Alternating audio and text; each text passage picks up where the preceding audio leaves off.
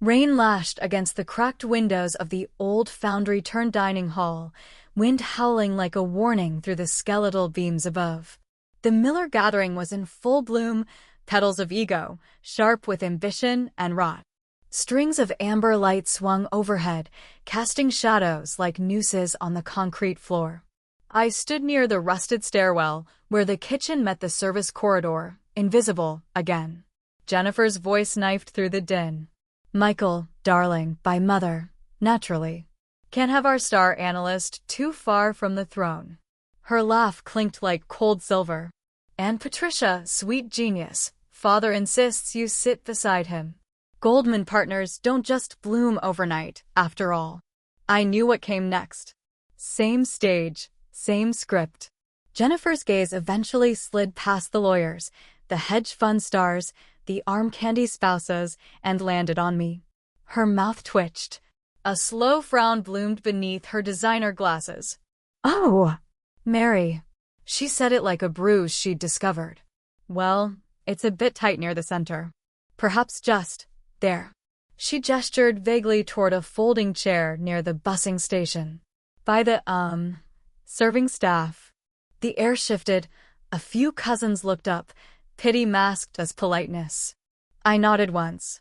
"Of course, Jennifer." My voice was velvet over glass. She'd never asked what I actually did, never wanted to know. Personal shopper was what I'd once let slip, and it stuck. A tidy lie that explained my absence, my money, my silence. I moved past her, heels echoing on concrete.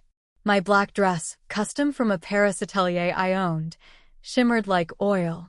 No one noticed. Or rather, they refused to. The seat near the kitchen door creaked as I sank into it, the scent of saffron and flame-grilled lamb curling through the air. Staff scurried past. Efficient. Silent. I watched them like a conductor at rest, knowing every name, every rhythm. The entire loom chain, 142 locations, was mine. But tonight, I was a ghost in my own empire. A nervous voice broke through. "Madame Bond," whispered William, the new restaurant manager. He looked pale, sweating in his collar. "Your private table." I didn't realize. "Tonight, I'm no one," I said. Eyes still on Jennifer. "Keep it that way." He nodded, jaw twitching. "Understood." My phone buzzed once. I glanced. "Barbara, Rivera acquisition finalized. You now control luxury properties in Madrid, Dubai, and Tokyo. Board meets tomorrow at 9 to discuss global rollout. 3 more cities. 3 more crowns." Jennifer had once bragged about her Riviera honeymoon suite, the one with the soaking tub and the view of the cliffs. "I'd bought that hotel last month. Had the tub replaced." A voice cut through the gloom. "Mary." Mother's voice, half command, half guilt. "Come, say hello.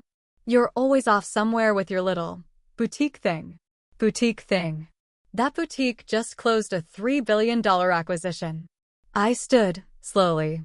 Walked past the fire-lit chafing stations, past staff who all avoided my eyes with practiced discipline. I reached the table. Michael barely glanced up, blue light flickering across his face from his phone. Still doing the, what was it? Shopping for rich ladies? He snorted. "Could use someone in my department. Want me to slip your resume in?" He didn't know that I'd rejected his firm's financing package 2 weeks ago. Predatory terms. Inflated egos. Just like him. Then the air shifted. From the far door, Robert stepped in, the owner of the restaurant, technically. Though that title had expired the day I acquired Loom Holdings. His eyes landed on me. He froze. Color drained from his face.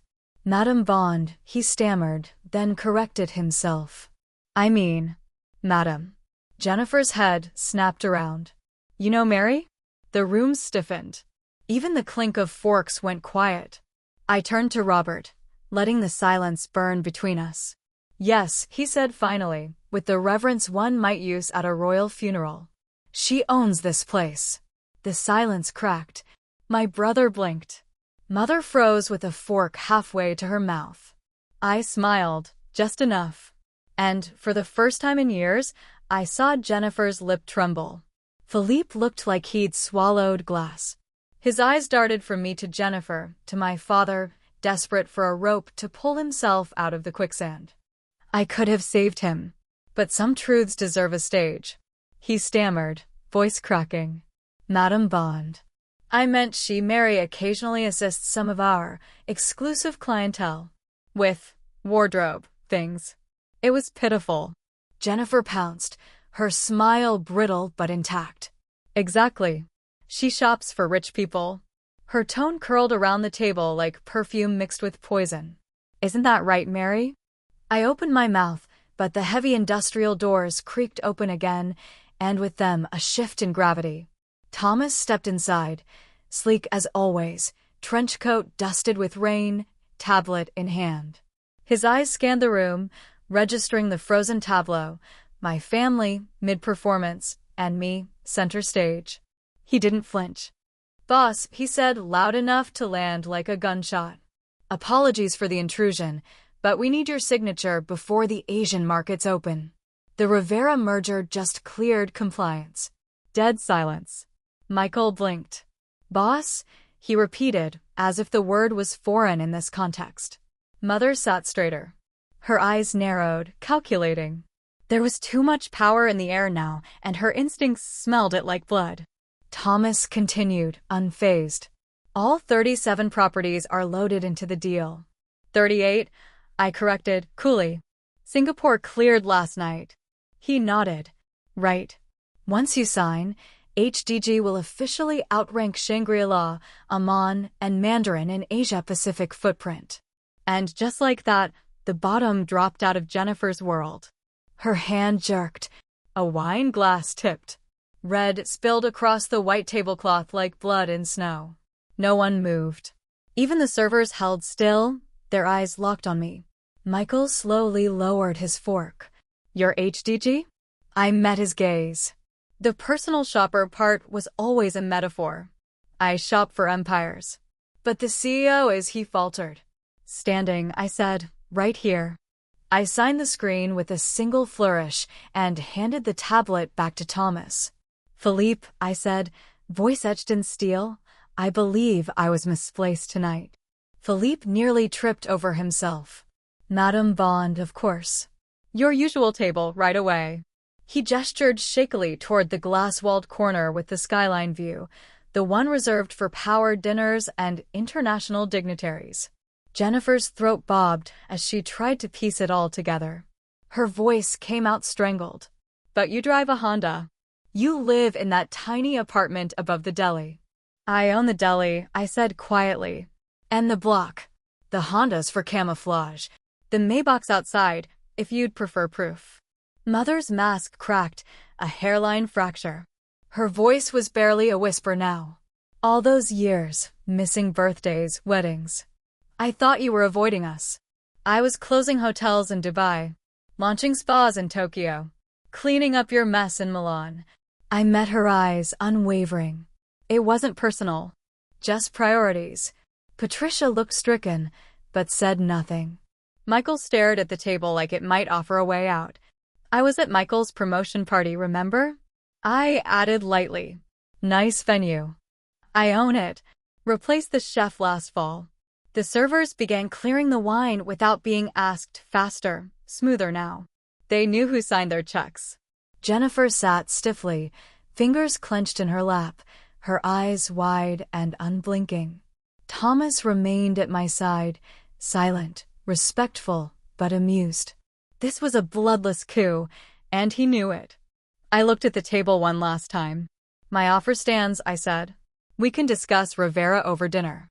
I imagine Michael would love to understand why I declined his bank's financing package. Michael opened his mouth, closed it again. No words came. I turned to walk toward my table, the real table. Behind me, silence fractured into whispers and sharp, rustling motion. Chairs scraped. Silver clinked. And, for the first time, they were all following me. No one dismissed me tonight. No one dared. The queen had stepped out of hiding, and the crown was already on her head. The storm hadn't hit yet, but the city was trembling for it. Thunder rumbled low over the abandoned glass atrium of the old Lyric Hotel, once grand, now a ghost with marble bones and gilded ghosts. I chose this place deliberately. Let the past echo around us. Let them see what silence looks like before it breaks. My heels clicked across the cracked tile floor as I reached the long, candlelit banquet table I'd had restored for this single night. The others followed reluctantly. Jennifer's designer heels hesitated at every step. Michael kept glancing over his shoulder like we were walking into a trap. He wasn't wrong. "Philippe," I said without looking up, "bring the 82 Bordeaux. And tell the chef we're ready for the final course." Philippe gave a short bow. "The fusion presentation?" I nodded once. "Yes, the one we've been aging for 3 months." Jennifer looked like she'd swallowed her lip gloss. "We?" Michael's voice cut in, low and brittle. "I thought you were still freelancing. Didn't realize waitstaff took part in the R&D now." I tilted my head, smiling as if I didn't feel the sting. "You're confusing job titles with power, Michael. Common mistake." Mother finally stepped forward, arms clutched around her coat like a shield. "Darling, why here? Why not the club? Somewhere familiar." "Because," I said, glancing around at the gutted chandeliers and faded elegance, "this place is full of ghosts. And tonight's a resurrection." Thomas slid into the seat beside me, setting his tablet down with a soft chime. Jennifer flinched at the sound, realizing he wasn't sitting next to her. He never did. Mother's hand fluttered to her pearls. Nervous. Always nervous when she's not in control. "You're behind all this," she said, her voice paper-thin. "This hotel, the renovation rumors, the fusion menu?" Thomas let out a sharp laugh. "Your daughter didn't just approve the menu. She invented the culinary division. The whole molecular gastronomy initiative? Her brainchild." Jennifer sneered. "But you can't even cook. Last Christmas, you brought store-bought cookies." I turned to her slowly. "Yes, from a gourmet chain I was in the middle of acquiring. Those cookies? Took my team 6 months to perfect. You liked them." Silence. The wine arrived. Philippe poured it with reverence, like it might catch fire. I watched my siblings eye the bottle. They used to laugh at my second-hand shoes. Now they were calculating the vintage like it might explain my sudden resurrection. "Michael," I said, taking a sip, "your financing terms were bold. Almost as bold as that job offer." He coughed. "That entry-level post would have had you working under people I command." I met his eyes. "Exactly." Father cleared his throat like he always did before scolding us. But the tone had shifted. He sounded small. "When did all this happen?" "HDG International's a phantom. No one even knows who runs it. By design." My voice was calm. Too calm. "I started with boutique hotels no one wanted. The ones with ghosts in the walls. While you were bragging about your hedge fund and Jennifer was sipping martinis in my penthouses, I was building something real. A soft clutter. The first course? Delicate, alien, breathtaking." Mother stared at the plate like it might whisper secrets she'd missed for decades. "The Singapore property you raved about, Jennifer?" I continued, swirling my glass. "I bought it. Every upgrade, every orchid in your suite, my gift." Her face went scarlet. "You used me." "No," I said softly. "I studied you." Another chime. Thomas's eyes flicked to the tablet. "Asian markets just opened. Rivera stocks already climbing." Michael reached for his phone. "Thought better of it. You were the buyer," he said. "You outbid every legacy hotel group." I nodded once.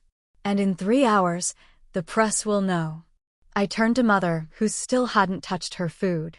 "You might want to cancel your lunch at the plaza tomorrow." Her voice cracked. "Why?" "Because," I said, standing as lightning cracked outside, casting us in a moment of pure white, "we're closing it for renovations. As of 10 minutes ago. I'm the new owner." Her fork slipped from her hand, clattering like a bell that signals the end of something ancient. I didn't flinch. Rain hissed against the glass walls of the rooftop terrace, 27 stories above the old city, cloaked in thunderclouds and steel. The skyline pulsed with flickers of lightning as the second course arrived, steaming plates like abstract sculptures under moody uplighting. No one touched the food. The servers moved with reverent precision, the choreography of those who knew who really signed their checks. Each dish was placed like a quiet verdict. My family sat motionless, the storm inside them finally quieter than the one outside. I glanced at my phone. The Tokyo boardroom was waiting. "There's a car downstairs," I said, rising slowly. "Rivera's acquisition announcement goes live in 6 minutes. I let the pause stretch. "Michael," I added without looking at him, "your team's market assessment was sharp. Just not surgical enough." His jaw flexed, but he said nothing. I turned to Jennifer. "Next time you organize a gala, have your people call mine. Family discount still applies for now." The low hum of an engine echoed up the parking tower ramp. Through the rain-slicked glass, the Tesla Shadow Series glided to a stop. Black on black. Not the Civic they remembered. The driver, Thomas, stepped out, military posture perfect, rain streaking off his pristine trench coat like it feared him. I caught Jennifer watching. The car, the driver, the world she thought she ruled from behind a designer clutch. "One last thing," I said, reaching for my coat, my voice ablaze now. "Jennifer, those charity galas? The ones you throw to earn your headlines."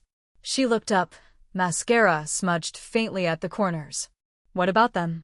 The Children's Hospital Foundation you keep trying to woo?" "I'm the anonymous donor funding their oncology wing." Silence cracked the table harder than thunder ever could. "The oncology?" Mother's voice was a ghost. "But that's millions." Thomas didn't look up from his screen. 200 million, actually. Though we usually don't disclose the boss's philanthropy. Michael was back on his phone, fingers jittering, eyes wide. The breaking news was everywhere now. HDG International revealed. Rivera acquisition confirmed. CEO identified. The room felt colder. Or maybe it was just them realizing how far behind they were. "I remember," I said, eyes on father now, "what you told me 5 years ago. Start small. Learn the basics." I stepped closer. "So I bought one failing hotel. Then its neighbors. Then the restaurants. The supply chains. The booking platforms. I built the foundation you said I wasn't ready for and turned it into the building." Philippe emerged from the shadows with a sleek, black portfolio. He bowed, presenting it to me. "The rooftop renovation plans look extraordinary, Madame Bond," he said pointedly.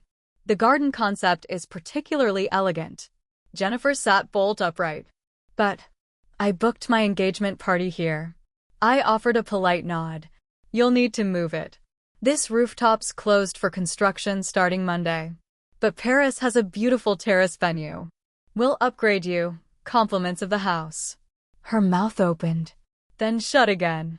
The family discount she used to dangle over my head was now mine to grant. My phone buzzed again. Tokyo was waiting. "I have to go," I said, turning away.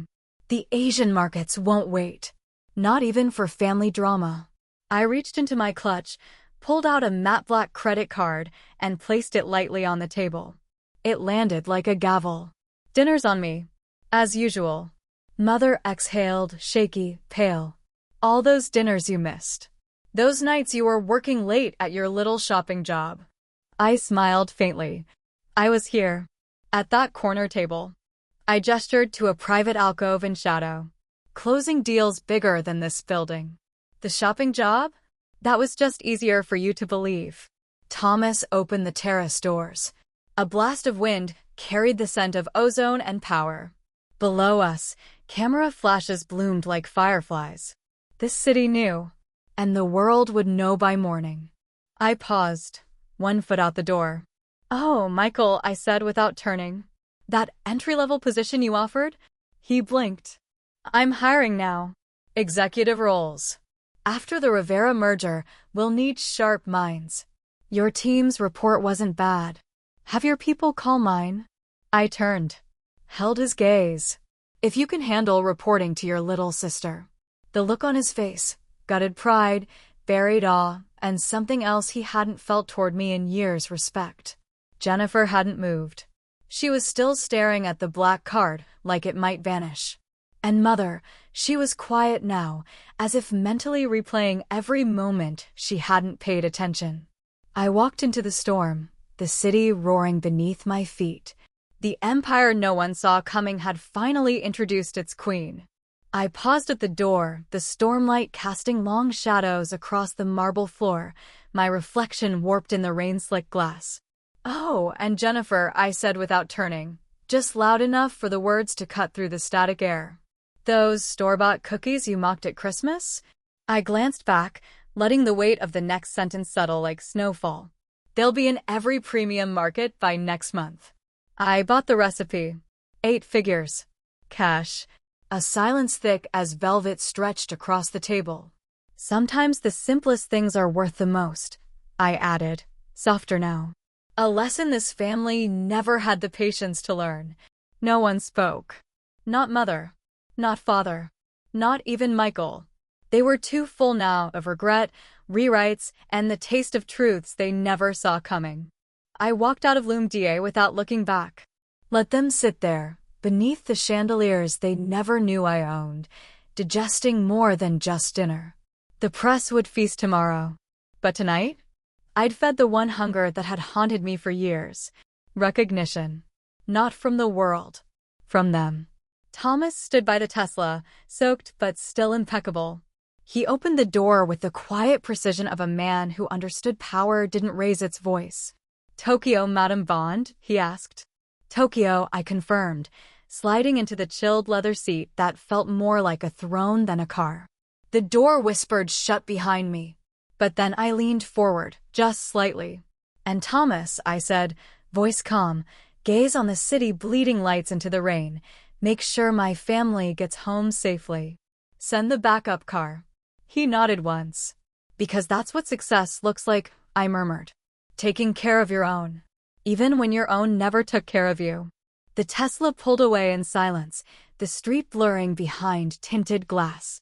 Somewhere above, the skyline cracked open, thunder rolling like distant applause.